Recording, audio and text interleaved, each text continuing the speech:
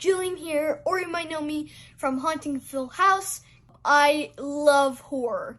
I definitely have so much fun doing horror movies and TV shows, just anything horror. So, I recently just got to go to the arcade with my friend from Haunting, Olive/Abigail, and she's definitely still real. Do you not believe me? Because nobody believes me. I hope your podcast goes really great, and bye.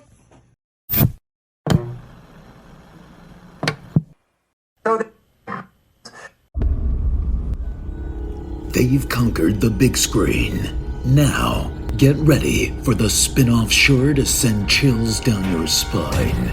It's Nico, Brian, Mike, and Dustin in Don't Go Out There, the series. Welcome back, everybody, to the Don't Go Out There podcast. Just want to thank all of our fans and listeners. Really appreciate the support. You guys are awesome. Before we get into tonight's review, just want to give a quick shout out to our website, don'tgoouthere.com. Everything about our podcast is on the website. All of our episodes and interviews, if you want to check those out. We've done some incredible interviews in the past. Go check them out there in a specific tab by themselves so you don't have to scroll through hundreds of episodes on Apple or Spotify, etc. We also have our store if you want to grab a shirt, a mouse pad, a hat, all that good stuff. We'd love to see your pictures, rep your favorite podcast. And Shan's Etsy page is also attached if you want to grab a tumbler. All of our social media links are on there as well. Facebook, Twitter, Instagram, YouTube, TikTok. Like us, subscribe us, follow us, all that good stuff.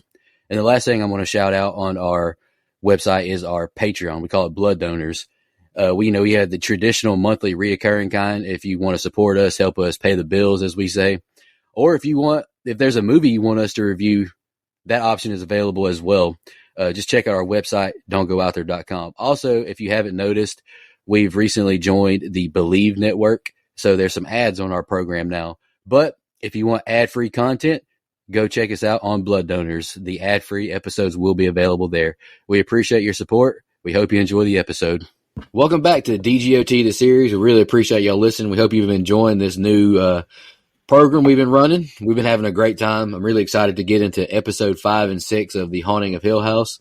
Dustin, you just want to give your quick initial thoughts before we jump into episode 5? Yeah, so episodes 1 through 4, got to be honest with you, I was like, it's okay. But man, episodes 5 and 6, hell yeah, brother, turn that up. Now, I'm watching this 2 episodes at a time, so I haven't watched episodes 7 and 8 or 9 and 10 yet. But all I can say is if this is how the rest of the show is going to be, then hell yeah, I'm looking forward to it. This is by far the best 2 episodes of the season so far. I agree. Go ahead, Brian. What did you think of episode 5? No, they were both fantastic. Episode 6 was a little bit more dialogue heavy, but episode 5 was, like I said, I've seen this before, but I don't remember much of it, not enough to remember every episode. So when we were going through the first 4, focusing on each sibling, then we get to Nell. I expected a lot of the same, but it wasn't. It was more of everything coming together from the first 4 episodes. So, I loved the show. The first time I watched it, I remember really loving it. Can't remember a whole lot of it, but so far it's fantastic. Well, my criticisms, if you listen to our first 2 episodes of the series here, my criticisms for this show have not been that it's bad. It was just busy to me. Like too many directions, too many moving parts that, so I'm going to give some praises to stuff in this episode where we cover episodes 5 and 6. I don't mean to sound like I'm, being a hypocriticizer, as George W. Bush would say in Harold and Kumar Escape from Guantanamo Bay. But it works better in this episode because it's almost like they're focusing on one singular thing. They're not like, oh, here's a new ghost with new powers, and this person's also got this ability. It's like they're honing in and zeroing in on one specific thing. And so my criticisms weren't that was bad. It's just kind of all over the place in the first 4 episodes, and they do a lot better job to me of zeroing in. I agree 100%. Brother Brian's going to be doing the scene by scene tonight. Brother, whenever you're ready. Will do. And Nico, did you say that this was your episode 5 was your favorite of the whole series? This is my favorite episode of TV just in general. Oh, wow. Okay. That I've seen. It's high. That's high praise. That is high praise. It is good. It's very good. All right, yeah, bear with me. I got the Rona, so I sound a little shitty. Sorry. No cold open on this episode as we're immediately thrust into the opening credits. We are immediately back in the past and focusing on young Nell's first night. Sidebar, I don't know if I said this on air, but I did off air to Nico, but Violet McGraw reminds me so much of my daughter. It's crazy. Anyway, young Nell sees the bent neck lady, and we get to see a little bit more of Nell's point of view of that first evening. We flash forward to the future and see that she's at the sleep doctor's office discussing her sleep paralysis, which I've said before, I get 1 to 2 times per year, and it's fucking terrifying. But the sleep tech she's talking to turns out to be who we know as her future husband, Arthur, and this is their first meeting. Ends with him asking her to coffee. We see a time jump montage as the two solidify their relationship, spending countless holidays together where he proposes on New Year's Eve in front of her family. We stop the future hopping for a moment to see Nell awaken, having one of her sleep paralysis episodes, to which Arthur comments to the fact that she hasn't had one in a while and helps her through it. We fast forward to their wedding day, where Nell and Steve joke about how long it takes Shirley to realize Theo is gay and talk about her future plans to move to the West Coast where Luke will follow. She sees the spirit of her mother standing with her dad, and all is good, as they joke about having too much champagne in her new last name. Yeah, I mean, again, right off the back here, I love these opening credits. I think they work really well. You know, they get me in the mood to watch the show every time. And I just love the score. And they don't use it a ton throughout, but I do really enjoy it. They do a great job using the silence into a loud noise and then the appearance of the built neck lady, building that suspense, building that tension. I think it works really, really well. And there's a great jump scare with it. So, again, very, very effective stuff. I love this flashback because it does humanize Olivia, which I've kind of gone back and forth the same way with Steve, which I'll touch on more. I've gone back and forth with her. You know, I don't, you know, she's clearly a little unstable, to be polite, and I think that this, you know, flashback humanizes her, makes her feel more like a great mom. It makes her feel like she wants to keep her children safe. So we're just seeing all sides of people, and I like it. Creepy, phenomenal. Both words I can use for this shot with the lady hovering over Nell. Great acting here. And another great transition into present day Nell, telling the story of what we're seeing on the screen with young Nell. Like I didn't like it the first time around, even though I enjoyed the show. I like it so much more this time around. I mentioned it on the last episode of this, the way they're shooting it with these time jumps. I just think the transitions are so seamless and they're so great.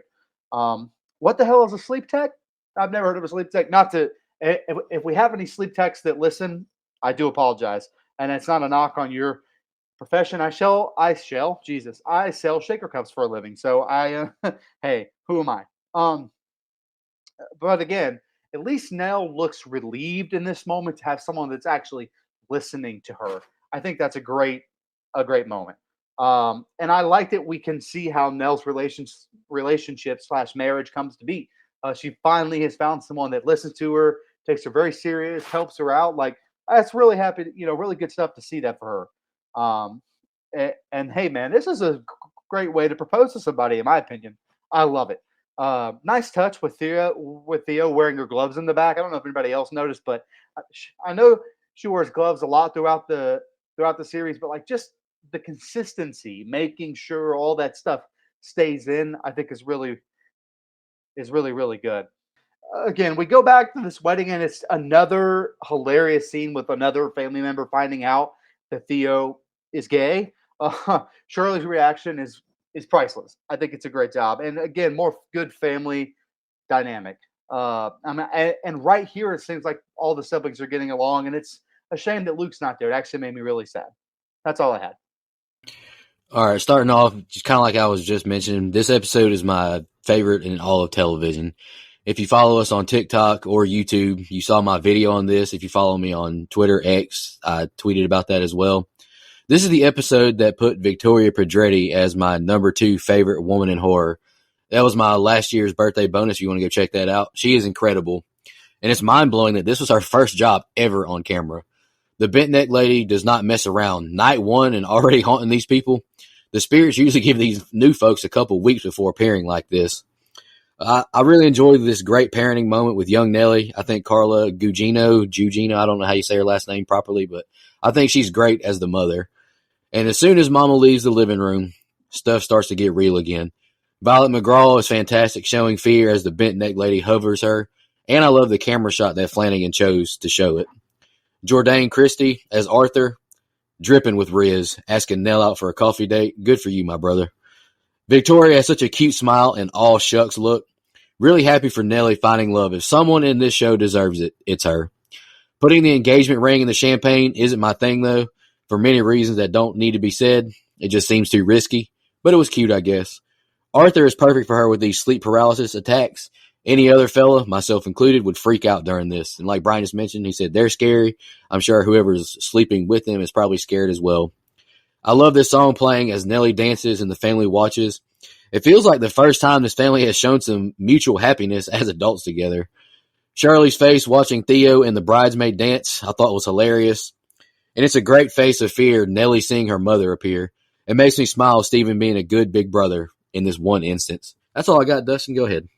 Yeah, so props again to the little girl who played young Nell. I think I said it last episode, but she does such a great job of portraying genuine terror. That's fantastic. Pretty creepy shit when young Nell wakes up and the woman is floating over top of her. That's scary.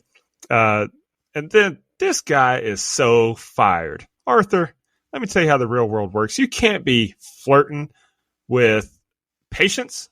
You can't be asking patients on dates. Not on my watch, buddy. You're out of here. And then we get the it's a twin thing quote again here. But see, this time it doesn't bother me because it was established on a previous episode. So it's not like this first time we're hearing it. And it wasn't beaten to death in this episode. Said it one time, move on. We know they're twins. Great. That's fine with me. This is an okay open. We know who we're focusing on this episode, and they give a lot of backstory. So I'm in so far. All right.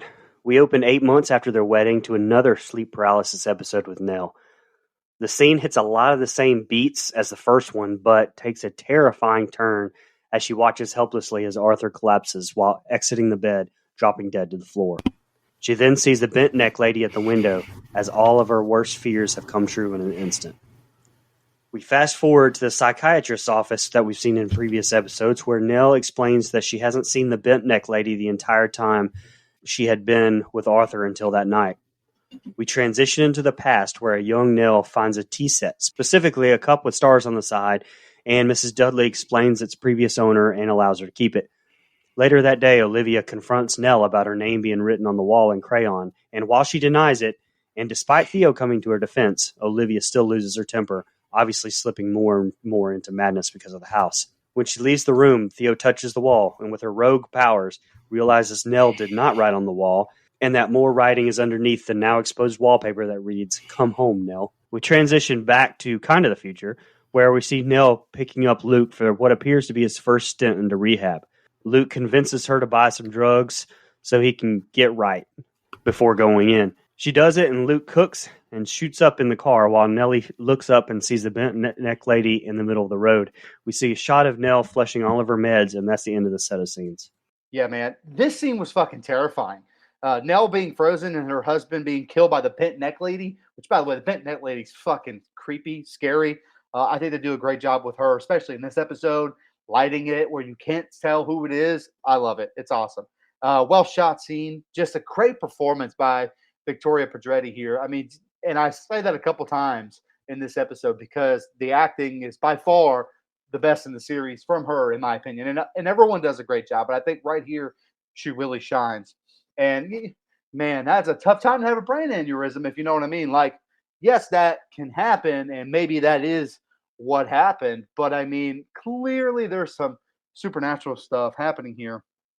Miss Dudley is another character that I'm very undecided on, in the sense that I don't know where to go on her. Sometimes I like her, like in this scene, and then other times she's not my favorite character for sure. Young Theo is a damn boss, though. She's in a mood. Got a great chuckle out of me. I thought that was great.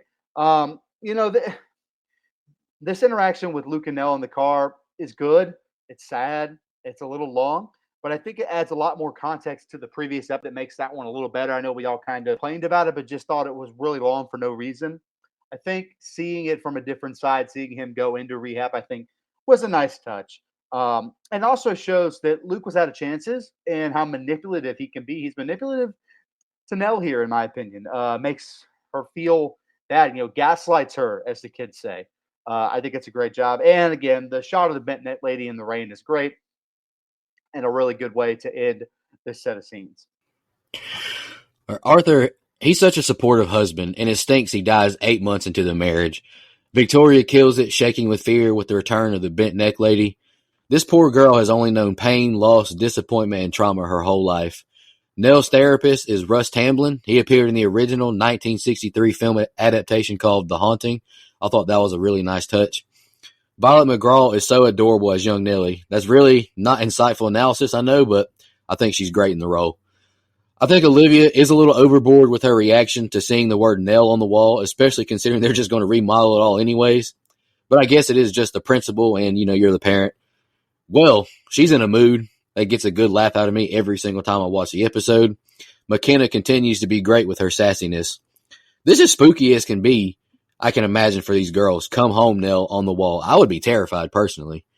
We spoke on addiction last episode, and God, this hurts to see. Someone you love so much this badly down, and they ask you for help. I hate it for anyone who has to deal with this.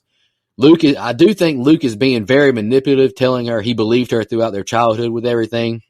And I just reiterated how addiction is such a terrible thing. But I didn't really like that Luke used that manipulation from their childhood for her to get more drugs. That was a little too far. Shooting a needle in your foot, Jesus, that looks painful. I could never. And Victoria, with more incredible facial acting, seeing the bent neck lady again in the street, she continues to kill it. Yeah, it's very creepy when Arthur chokes and falls, and then the bent neck woman is in the room by the window. Very well done. I love that we see that these hauntings can actually do harm, finally. Up until now, it seemed like they were relatively harmless. They had just been there. So I like that that's an added layer. Crazy seeing Come Home on the wall under the wallpaper. It's a great tie-in for her eventual demise and kind of let us know, what's going on. I like that. Heartbreaking. Just absolutely gut-wrenching to see Luke convince Nellie that he has to get high one last time and then making her buy it. That's really sad stuff. And that's really, Nico, what you said you didn't like, that he was using that childhood connection and all that to convince her. But I mean, that's what junkies do, man. What addicts do. There is no right and wrong to them. It's just, what can I do to get high? So very, very well done. Then on top of that, after she's sitting there watching her brother shoot up in the car next to her, she sees the bent neck woman in the street. It's like, holy shit, this is a very emotional set of scenes. I think was well done. For sure. And Nico, you mentioned, the kids would be freaked out probably by seeing Come Home Nell on the wall, but you got to think too. I mean, we're 4 episodes into this, and I don't know how long they are at that point in the house, but they've seen some shit go down in there. So, I mean, I can probably get them not really showing being terrified or anything, but anyway, back at the psychiatrist, Nell noticeably is without her medication and looks much worse, but lies to the doctor about still being on it. We go back to Nellie's apartment where Theo scolds her for buying Luke drugs before his rehab stint and finds out the true meaning of her being there was Nell wanting to have her rogue ability to the room and see if she could sense anything with Arthur. Theo is mortified upon learning this, and both argue as we see Nell start to spiral. We then see Stephen giving a lecture on his book at a signing, where Nell confronts him in front of the crowd about his true beliefs versus the facade he's put on for his book. We see further spiraling at the psychiatrist's office as Nell tells him the story and once again lies about her being on her meds. Back at her apartment, Nell pulls out her laptop and looks up plane tickets from LAX to Boston, where we are then jumped to her arriving at the Boston motel. It's here that she relives some more of that night, seeing ghosts of her family as youngsters arrived at the same motel room as well. Young Hugh is noticeably distraught, and we know something has for sure happened to their mother Olivia while he leaves to go back to Hill House, and the children swap stories from that same night. Theo might be my favorite character, but Nell is certainly the most compelling. Bajordi has a way to emote when she acts. It just makes you feel whatever character she does. She does this in You as well. That's why I love the character of Love Quinn so much, and I love her character here too. And here we see another example of, like, yes, Luke is an addict, but we almost see Nell acting like an addict here in this scene with Theo. She's making Theo's gift of touch, how she can sense these things, into a drug for her. And she's kind of abusing it. And I think that that's unfortunate because you're supposed to be siblings. Like even Theo mentioned, I thought we were going to hang out for the day. So I think that was an interesting, right now we all really love Nell, but Nell wasn't perfect. And I think we learn that more as the show goes on. We just get a little more of Theo's character in this dialogue. We just haven't seen, Theo be very selfish, and yet Nell has called her out for it. And so there is more to Theo. Up to this point, we've seen Theo be a good sister. She's helped this kid. But clearly there's something that we don't know yet that Nell is already kind of thrown around on Jump Street for. And I think that's interesting. Again, and I'm going to say this a ton, this whole episode, including the next, episode 6, just more of not sure if I like Steve or not. Nell dragged his ass, and yet because of some of the context of what happened, I can't fully say Steve was in the wrong here. I just can't. I actually kind of like Nell's doctor as a non-believer myself. Kind of like, are you sure about this? Was that such a good idea? Like really, throwing in some logic to this, even though we know that Nell is at least telling her truth. I still like, the little bit of groundedness that this adds. I like that each episode we just get a little bit more development of what happened in the final night at Hill House. So that's all I had. All right, Nellie looked so beat down and exhausted in this session with the therapist. Brian, like you mentioned, you can tell that she's not on her meds and things are going wrong. We get a great scene with Theo and Nellie in her and Arthur's room. You can feel the strain in their relationship. It's a great acting performance by both ladies snapping on each other and letting all the tea out on each other. Boy, to be a fly in that room. All right, this bookstore scene, this is the 2-minute scene by Victoria Pedretti that made me truly admire her as an actress. I remember watching the show and liking it, Dustin, like you've mentioned, just kind of watching, enjoying it. But this scene, my jaw dropped just by how good Victoria was. It makes me emotional hearing her voice crack, asking her big brother, why wasn't he there for her and not protecting her? Stephen does make some good points that this probably wasn't the right place to do that, but, Nellie reached her breaking point, I guess. But Stephen, his actor, he deserves his flowers as well for his acting. He's really good. We've kind of shit on him a lot, but he's phenomenal. Russ Tamblyn, he deserves his credit as well as a therapist. I thought he was exceptional consulting Nellie and questioning a lot of the things she was saying and the things she's been doing. I liked it. I love that the current cup she's using has stars all over it, like her teacup from her childhood.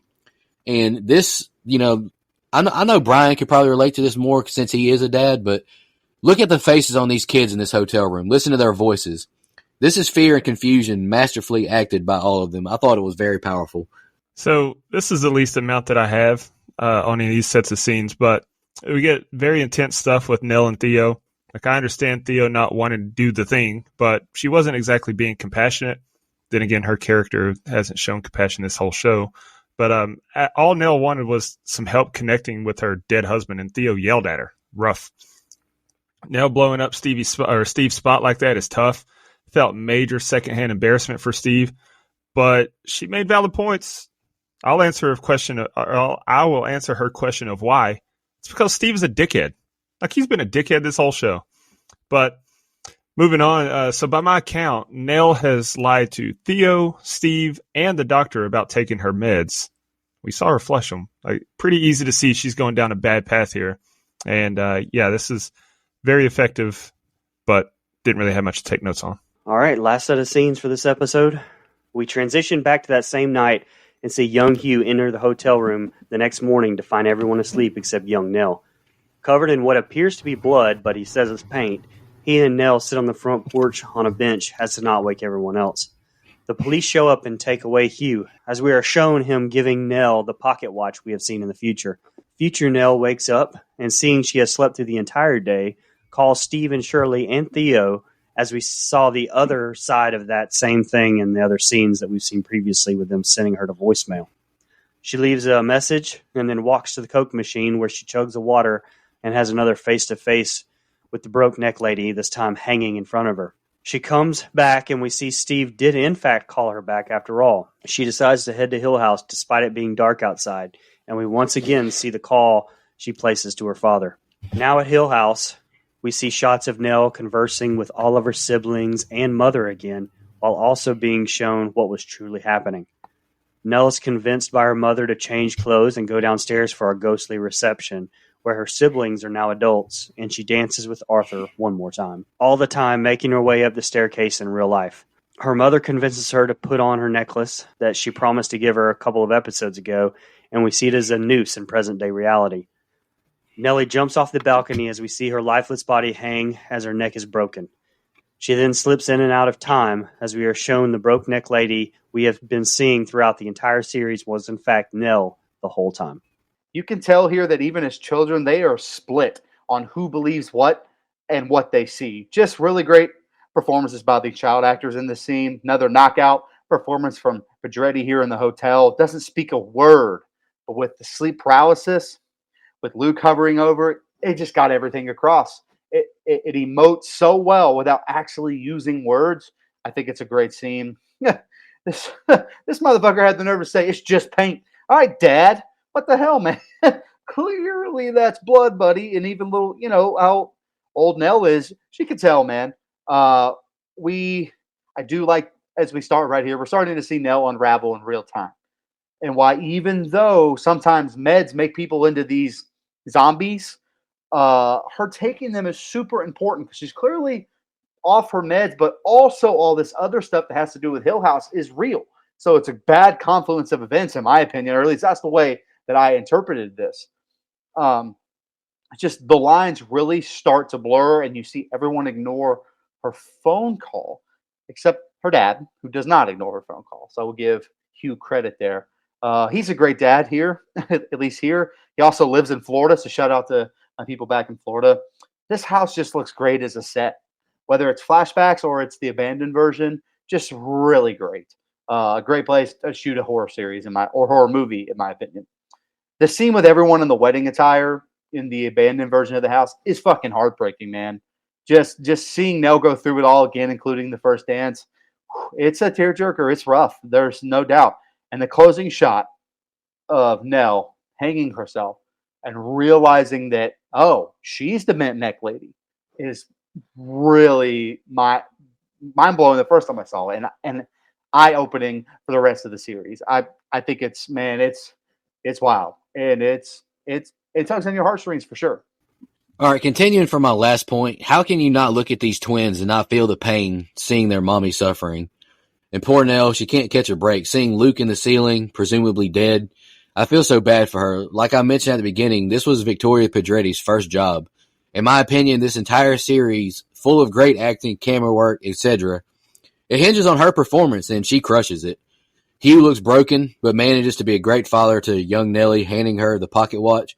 Such an intense moment, so well done by Henry Thomas, who I got to meet at Pensacon last year. That was awesome.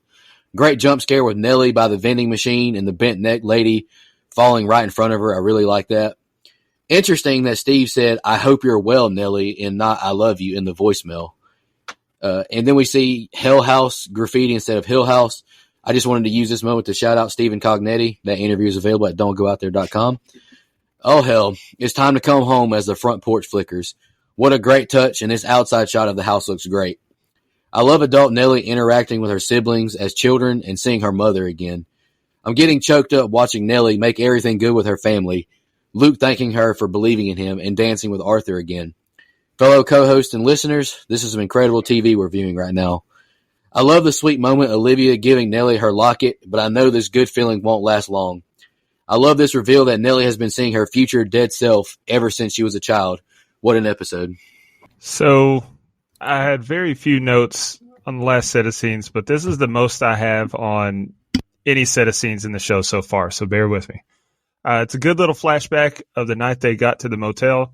Every flashback serves a purpose in this show, but I especially appreciate the ones that are directly tied to the night their life changed.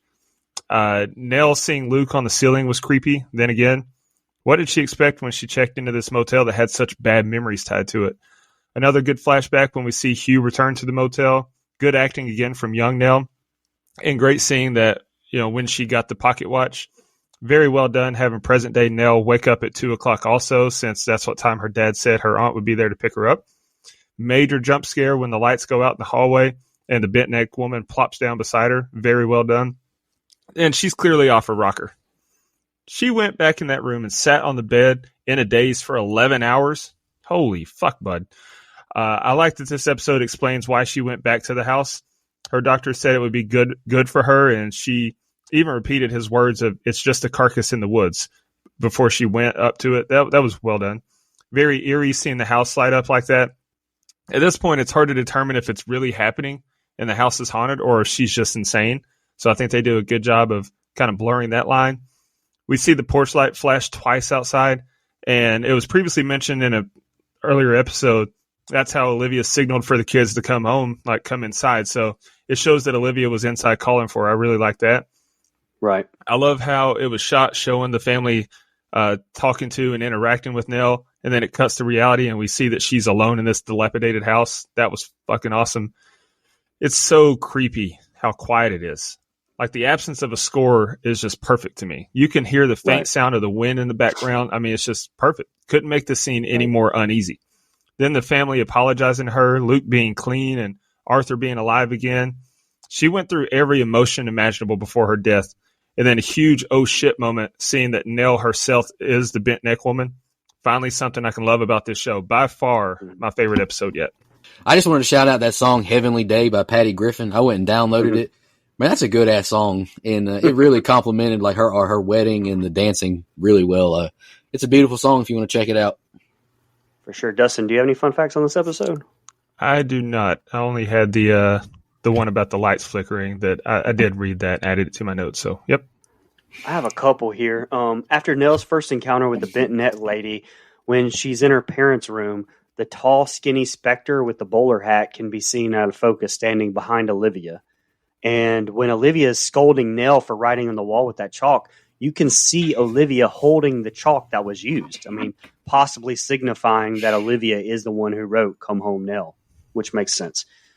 Before we get started on the next set of scenes, which is episode 6, Two Storms, the only thing I wanted to say, since I'm not taking notes on it, I did want to say that to me, obviously this has a lot of dialogue. So the scene by scene, and probably our notes are going to be a little bit short, but I think Flanagan knew that.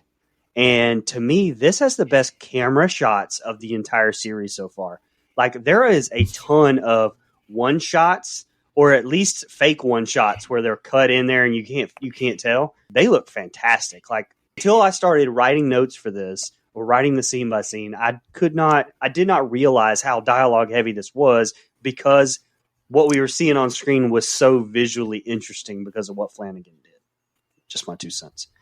I wrote about that, the camera work, in my notes as well. But like I mentioned in our group chat last night, this was a hard episode to take notes on, like scene by scene wise, just like analysis, because the camera work is so good and the acting is so good. It's just like it's the family just releasing all of their anger and frustration out on each other they've held in for years. So for me, I don't know about you, Dustin, this was a hard episode to take notes on, but it's incredible. It's a great episode. I mean, it's 9.2 on IMDb, and Bent Neckley has a 9.5. So that tells you how highly rated these 2 episodes are. Yeah, I actually liked episode 6 a little bit more than episode 5. You talked about the family just kind of letting out all these emotions and everything that they've been holding in. Well, alcohol tends to do that. So it's just, everything about it was strategical and it made so much sense. And this episode 6 is my favorite episode. All right, well, let's get into it. For the second straight episode, we don't get any cold open, as the credits thrust us back into the funeral parlor as Shirley caresses her hair, and Theo says she did a good job, but she doesn't look like she's sleeping. She looks dead, while pounding a whiskey. Steve and Luke show up, and Luke can't go to see her body just yet, as they all converse in the lobby of the funeral home, quickly getting caught up as Steve pounds a whiskey of his own. Luke and Steve decide to finally see the body, and Steve has a more intense reaction than he initially thought, while also seeing Ghost Nell, and they all reconvene in the lobby, swapping more stories. Hugh shows up, and they swap awkward small talk as he finally takes off to the casket to pay his respects to his daughter. When he gets there, he sees a young Nell in a heartbreaking shot in the casket and tells Shirley she did a great job with her makeup. He asks where the bathroom is and exits down the hallway. Hey, listen, mortician work creeps me out. Shout out to them though. I think we may have some that listen, and that's not to impugn y'all's work. It couldn't be me, and so I appreciate that you guys exist because death and taxes, those are the only two things that are for certain. So that makes sense to me. I'm not sure how bad I would want to look at my sister in this situation. It's no, thank you. And I know this is a random thing and I say this a lot, but I love the lighting in the scene in the funeral home, man. Like the way all the lights are on, but it's lit very dark and very ominously. I think they do a great job here. And it just gives off that creepy vibe. The rain adds so much too. Like I think the rain is a character in the scene. I feel like maybe I've caught flag in the past for saying, "Oh, this is a character and that's a character." And while it's definitely true in Halloween 1978, I think it's true with the rain here. I think the rain plays so much because it rains on the last night in Hill House, and now it's raining at Nell's funeral, or pre-funeral, or however you want to word it. Another, yet again, for the billionth time, conflicting scene with Steve. He's being a good brother, then he ends up being just as anxious as Luke. It's a touching moment in a way because it humanizes Steve just a smidge when before he's kind of seemed like he's above all this. And it turns out he's not. He's got a failing marriage. He's very anxious. He's about to get drunk, etc. So I think it's good writing.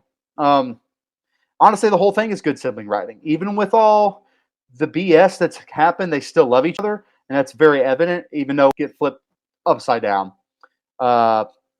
Steve sees a ghost. That was interesting. Just hold on to that thought. I do like adding Dad to the mix here. We haven't seen much of him, and it just adds something else to that family dynamic that I'm interested in going forward. And I hate, by the way, when other people do this too. I hate when Theo calls out Kevin being a good host. It's a coping mechanism. Man just wants to be a good host. God damn, what more do you want? Offer a plate of food, shelter, drink, anything you want. Just let Kevin be a good host. I don't have to call him out as a coping mechanism.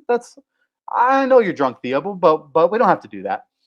Really interesting shot using Kid Nell for the open casket here. Caught me completely off guard. I'd forgotten. I thought it was very creepy.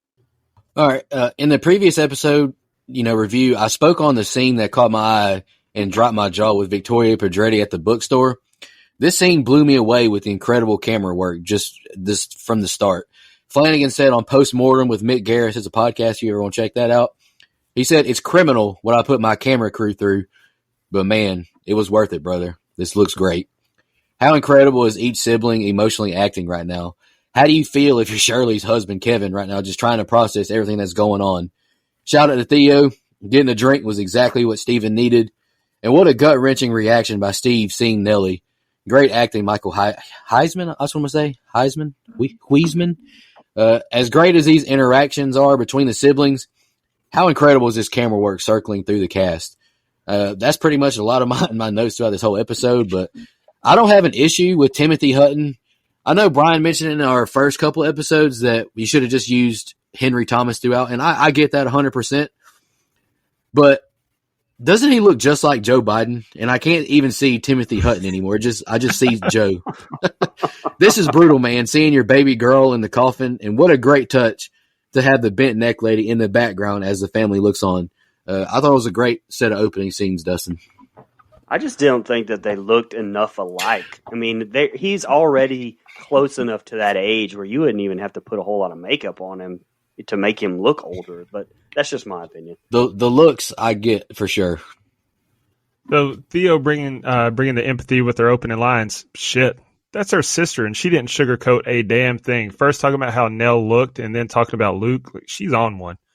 Also, pretty odd sense of humor when she said, I know Nell's been trying to get us all together, but she didn't have to try this hard. Come on, bro. Like, I'm not supposed to laugh at this, but Jesus, that was dark. I like the camera work after Luke and Steven show up. Great transitions between rooms. Also love how the camera held on Luke when he first walked in. It's like we froze just like he did, and we got to fully experience his emotions. I thought that was very well done. Great camera work when Steve sees Olivia at the casket and then turns back. I love how the camera turned with him. Could have easily just filmed it as cuts, but the way that they shot that was just awesome. It was perfect. I love how when Hugh gets there and the camera pans to the kids, we see them as children. And then in one continued shot, we circle back around and they're adults again. To me, that was a great way of showing how parents still see their kids. Like, my mom tells me all the time, no matter how old you get, you're still my baby boy. That's that's to me how that was meant to be perceived, and it was fantastic. When Hugh has his little side conversation to who seemed to be no one, that was an eyebrow raising moment. So we see that literally everyone in the family has their ghosts. So yeah, and I think you touched on it, Nico, but continue on the momentum of last episode there. The first 15 minutes, 38 seconds were all done in one long continuous take. Like, that's so impressive to me. It can't be understated how impressive that was, that nearly 16 minutes, just one take. That's hats off to everyone involved in this set of scenes. That's why I would love to know if that really truly is one take in there, or if there's some hidden cuts, But I mean, if it was one take, that's insane. That's So, crazy. Like, what I read about this was that one at least was just one take, and that's crazy, impressive. All right, we're about to get into some more awesome camera work here. As Hugh walks down the hallway looking for the bathroom, the funeral parlor turns into the hallways of Hill House, and just some amazing effects, in my opinion. We see the night of the big storm in more detail, with young Nell seeing the bent neck lady and the power going out. In some incredible cinematography with one-shots galore, the crew notice young Nell missing. Olivia and Steve split up to go look for her, while young Steve is put in charge of the kids downstairs.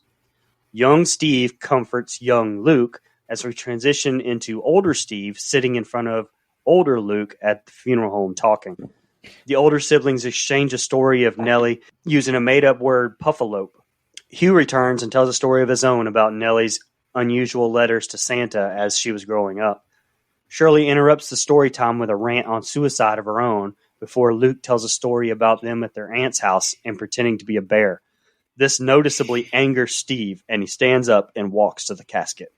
Love the transition shot again as the dad opens the door, looks for the bathroom. Bathroom turns into Hill House. Thought it was great. Another good parenting moment here from Olivia. Even though we've not, now seen that on that night she wasn't in her right mental state, she still has taken the time to be a good parent to her kids and trying to make sure that they're safe. Again, just so much humanness to these characters, for lack of a better term. They're very, very human, very flawed, but also no one. I don't think anyone is a bad person. Just have some bad traits. Not a whole lot is happening in this set of scenes, so I don't have much to say, but for whatever reason, it's just very effective. So I just recommend going to watch it. Them walking around the house during the storm, I think, is really good and compelling stuff. But back at the funeral home here, I think puffalope is a great made-up word. I'm gonna fucking steal that for my job when I pack stuff to send out to people, and puffalopes. I'm stealing that. I love that. I know I stuttered, so you have to forgive me there.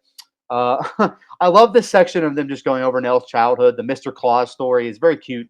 It's such a kid thing to do. I love it. I wasn't aware of how absent Hugh really had been, and I think this is the first time they're kind of sharing that. I will say, and I'll end this here, Shirley is a little delusional here. She tried to call you, and you fucking ignored Nell's call. When she's basically saying, I don't know why she didn't talk to me. Why she felt like she couldn't talk to me. She didn't. She tried, and you didn't answer her. And I'm sure that was multiple times that happened. I think that we were just seeing the one time. I'm almost certain there were multiple times that Nell tried to call and you didn't get back to her. So I think that was what that was supposed to emote, and they did a good job. Dialogue-heavy scenes right here. There you go. Yeah, for sure. And like Brian started off his scene by scene, I started mine off with this next set of scenes starts off with more incredible camera work. I agree, brother. And in my opinion, this is the best we've seen on the show since we've been doing it. And I'm not even talking about just this show. I'm talking about the movie reviews as well. We get a great jump scare with the extremely dangerous, humongous chandelier-like thing crashing to the floor. I got a chuckle out of Nellie and Theo saying, Jesus Christ, and what the hell, as the parents try and scold them. Nice bit of humor in this confusing situation. There's so much going on, it's hard to even take notes. More great camera work. Mother-daughter moment, both seeing people in the house. Little Nellie seeing the bent neck lady in the lightning flash. Incredible.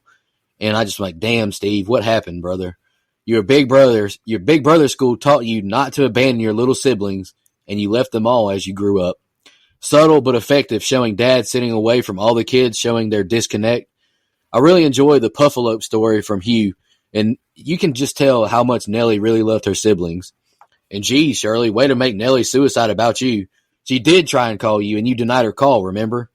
And I'm ending my thoughts on this set of scenes, noticing the smile on Luke's face and frustration on Steven's. There's a lot to process with this troubled family, and it's about to come out. Yeah, Hugh's journey to the bathroom is a wild one. Place turns into Hill House, and then we get a jump scare from that chandelier falling. The storm setting adds to it. It's just great. Also, I'm 35 years old, and this episode is how I learned how hell forms in 2024. Crazy. I'm thankful for this podcast with you guys. It gives me the chance to learn things that I'd never cared about enough to research on my own. So shout out to Mike Flanagan for teaching me something. When young Nell goes off on her own, we see the power is off and she sees the bent neck lady. I appreciate it so much more knowing that, who the lady ends up being. And so it's, I'm not going to say that I'm glad or that I wish we would have, found out earlier, because that was kind of one of my criticisms, like who the hell are all these ghosts? There's a lot going on, but it's just perfectly that we found out in episode 5, and here we are, like now every time we see the bent neck lady, it's like, oh shit, that's her. I laughed when Hugh said she got that from your mother, and Cheryl said alcoholism, and then Theo flipped a bird as she walked off. That was good stuff. Like the comedy in this series isn't overdone, isn't beat to death. Like it's very subtle and it's very good. This is another good set of scenes. And, we've talked a lot about the camera work, which is evident in this set of scenes as well. It blew my mind because a lot of shows will have a different director for one episode, a different cinematographer for one episode. But I was genuinely curious because these 2 episodes, they feel so much different than the previous 4 as far as how they're shot. But Mike Flanagan directed every episode, and they had one cinematographer, Michael Fimagnari. I'm not sure how to say his last name, but one cinematographer, one director, yet this feels so much different. So hats off to them for stepping it up for these 2 episodes. Yeah, absolutely. That's why I kind of felt like, and I may be giving him too much credit, but I felt like that's this being such a dialogue-heavy episode, that's maybe one of the reasons why the shots are so much different and better. Yeah. Anyway, speaking of dialogue-heavy, I don't have much on this scene by scene, so it'll go quick. Steve redirects his anger towards Hugh and his ability to hold back information. Hugh agrees to stand up and answer their questions.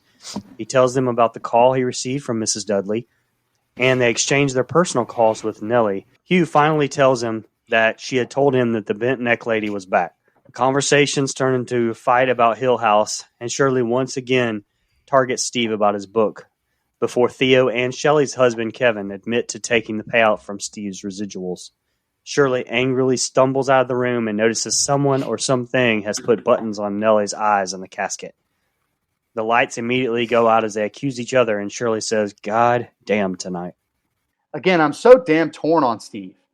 He's being a bit of a dick blaming his dad here. His dad has probably done the best he can. I mean, it's not perfect, obviously, but clearly he's drunk, and now the words are flying. I just think he's being a little bit of a dick, and he is being a little bit entitled, like his dad says. I would break out his book, too, call him a hypocrite. He is being hypocritical here, trying to call people out for not telling the truth. Buddy, your whole book's full of shit. You didn't live any of that, and you took liberties with the material, which, by the way, that's totally fine, but don't stick your nose up at other people. That's, again, being a hypocrite. The powwow that I loved so much in the beginning has turned 180 really quick, or 360, I get, or no, it'd be 180 really, really quick. All right, this scene with the dialogue is great. Just go watch it. It's an intense family fight. You have to see it for yourself. They let the silence of the funeral home really linger there in the background. At least I think they do a great job with that. And I would have been pissed if I was Shirley too. She's Theo's been mooching off of Shirley this whole time, and now you tell her you had all this money or this extra money and the good money off of royalties. That's okay. I don't blame Shirley for being pissed. Then you find out you took the money and didn't even realize it. Your husband did. That is probably not the time to reveal this right here at your sister's wake, funeral, or whatever you want to call it. Probably would have waited on that one. That's just me too. I'd be pissed. And you got to be honest about that if you're him. So I understand where Shirley's coming from here, and that ain't the last time they're going to upset Shirley this evening. But we know she's not perfect either. So anyway, it's a great scene. I'm glad you kind of cut the scene by scene off here. because this 9-minute chunk is really, really intense and deserved to be watched on its own. I don't think I could do it justice. Just go watch it. Yep, Brian, just like you, not having a lot. I don't have a lot either, just because we've said it several times. This is a very dialogue, camera work heavy episode. That doesn't mean it's bad. It's actually incredible to watch, but it's just hard to take notes on. But Steve is unloading the chopper on his dad. You can tell this man has a lot of pent up frustration, anger, and hurt with him. And I got to ask again, how awkward does Kevin feel sitting down listening to all this unfold? Incredible acting job by Michael, I'm going to butcher his name again, Heisman, unleashing his frustration on Dad. Well, now the dam is broken, as Shirley calls out Steve as well on the book. Poor Nell is dead in her coffin as all this shit unfolds. And now Theo tells Shirley she's been taking tons of royalty money while freeloading in her guest house. Elizabeth Reeser with some incredible acting, finding out Kevin's been taking the blood money, as she called it, as well. And I got a big laugh out of Theo asking him, do I really have to move out? You're a doctor. You can't afford to live somewhere. And I thought the buttons on Nellie's eyes and the lights going out, I thought that was a nice touch. And I ended my notes on saying all hell is breaking loose with this family tonight. Yeah, this is the least amount of notes that I have, but very intense when Steve is talking to Hugh and then has the blow up. Love how the camera circles the room and shows the complete setting, and we get to see how everyone is reacting. I thought that was fantastic. I laughed at, you're drunk. Nope. Yep, but I'm right. Like, that was funny as hell. Not nearly as much as I laughed at Kevin admitting to taking Steve's money when he did, though. Like, the timing and delivering was hilarious to me. You got to read the room, brother. Cheryl's going off on everyone, and Kevin hit her with we took it too. My guy, you might not get to sleep on the couch. You might have just fucked up so bad. You might be in the garage, brother. The buttons on the eyes to me was weird. Like, it feels like with all the supernatural things that has happened on this show, they could have gone with something more substantial there. I don't know. Like, was there a significance to the buttons? I don't think so, but Nellie collected buttons as a kid. And those were the things that that's right. Luke would count, and Luke would count them to protect her and all that. The 7 buttons. Okay. That's right. Okay. But still, we only got, I guess 2 buttons kind of makes sense. There's 2 of them dead now. I don't know. Maybe I'm nitpicking that then. So maybe it wasn't as bad as what I thought. But regardless, it's still a good set of scenes. All right. This is the ending. In some more amazing one-shot photography, we see Hugh as he sees bent neck Nell in the hallway and goes looking for her as we are transitioned into the past where they are looking for Nell as well. Olivia and young Hugh split up, and we follow Olivia until she opens the door and sees the ghost of a cripple boy. We start following young Nell and realize that Liv is possessed. He chases her around the house. He sees her in front of a window and then sees it explode onto her and suddenly realizes it's an hallucination and finds Olivia disoriented on the hallway floor. The 2 hear the kids screaming and rush downstairs, who claim to have seen a gigantic wolf with glowing eyes that ran down the hallway. Young Hugh finds young Nell, and we transition back to the present with Luke lighting candles. The 2 go to Nell's body, and Hugh and Luke share a moment where Hugh acknowledges the ghosts Luke has seen and their shared belief in the bent neck lady. But the conversation stalls when Luke asks about their mother. A conversation that Luke doesn't let go, and it turns into another argument between Steve and Hugh that concludes with Nell's coffin falling over. The 2 stop bickering to tend to Nell, and when Shirley leaves to go get the makeup, Hugh kisses Nell on her forehead.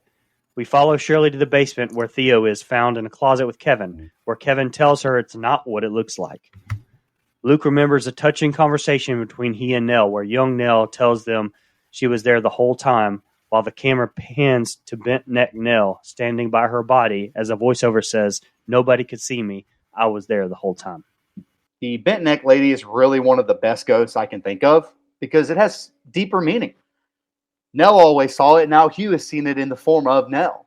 To me, it's a stand-in for grief, sadness, fear, everything. It's a stand-in for your own personal ghosts that haunt you. And I think that's the amalgamation of that here with Nell as the bent neck lady. So I think it's probably one of the better ghosts I can remember. And this stuff really isn't normally my sort of thing, but this show just has me hooked and has me believing because there's human elements to the whole thing, not just some ghost jump scare movie.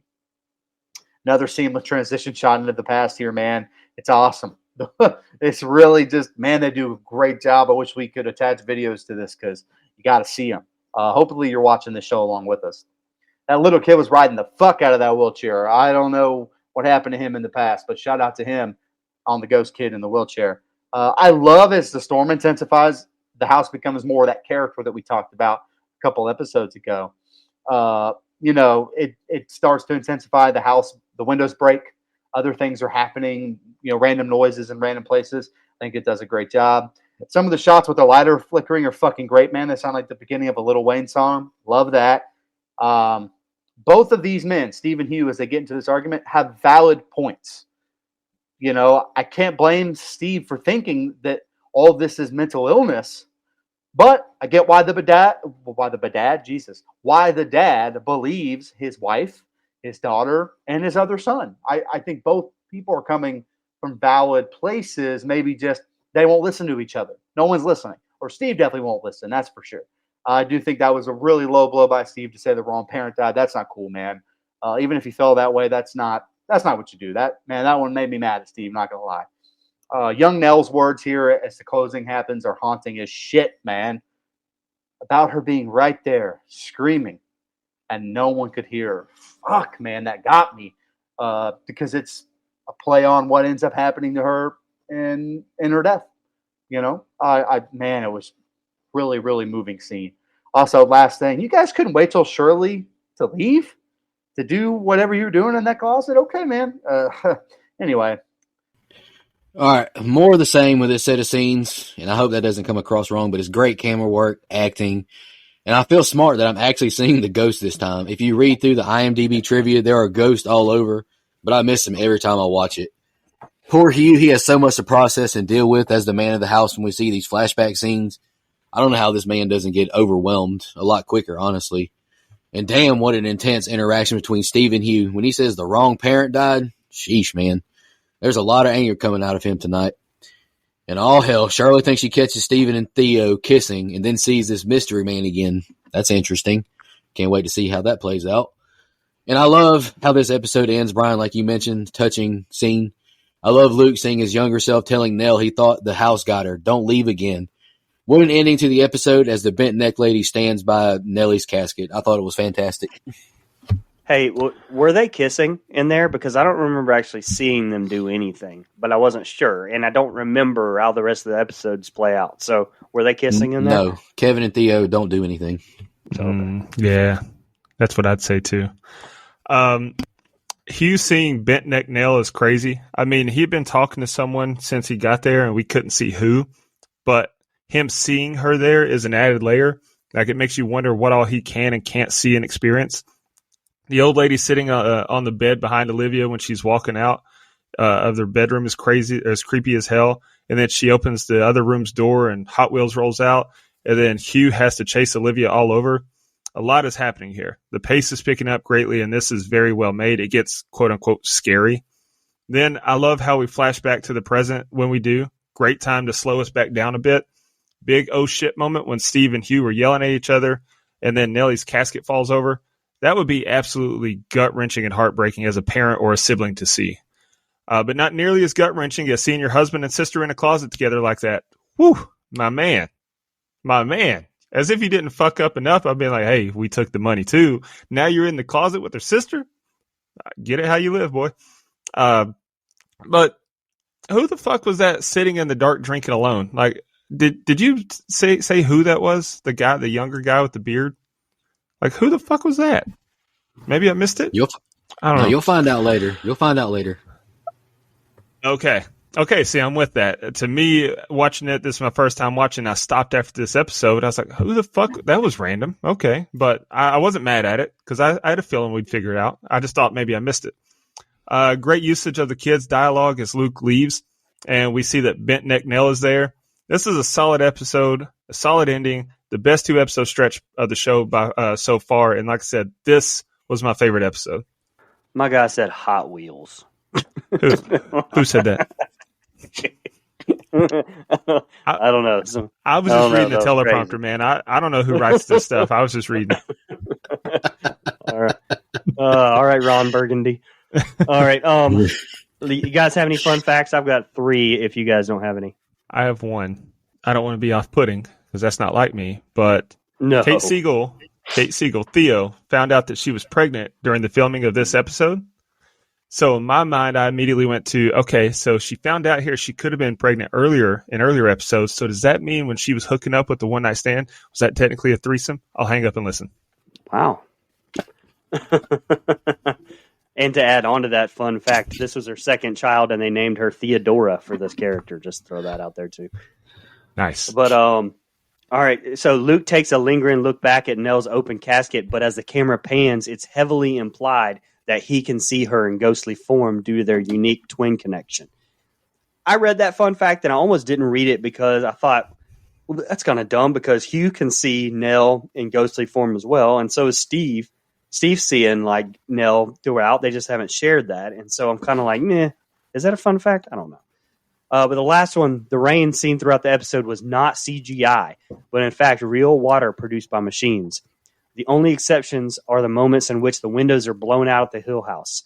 The set was flooded several times throughout the episode's 1-month rehearsal. Holy shit. You know, I don't know why they said, quote, real water produced by machines. Like, just call it what that is. That's rain. Dude, the weather machine. Come on. Oh, Dustin, like you were mentioning about the bearded guy that Shirley keeps seeing, the only bad part about that is you're not going to get the full revelation until the very last episode. So you got a few more episodes to wonder who that is. Let's just shout out our blood donors. We really appreciate y'all. We hope y'all have been enjoying DGOT, the series. Blood donors, Anita Russell, final girl donor. We'll be reviewing her pick next week, Pitch Black. Looking forward to that. I actually watched that for the first time this past week, and I enjoyed it. Camper Level Reoccurring, Clayton J., Nina, Michelle Mirza, the Horror Movie Crew Podcast, Alex Seligson, Michael Evans, Camp Counselor Reoccurring, Edwin Hernandez Gunn, Joe Swinford, Shan, Adrian Aiello, Karen, Brian Samick, Andrew Ferguson, Matt Strickland, Brooke Maley, Thorne David Phillips, Heather Superdoc, and Jennifer Davis from the Too Close to Home podcast. Really appreciate y'all. It means a lot to us. Hey, and if you want ad-free content, join us on Blood Donors. Really appreciate everyone who donates. It does take a big burden off of us. It's not free to make this show. Guys, any final thoughts on these 2 episodes before we get out of here? Yeah, again, 2 great episodes.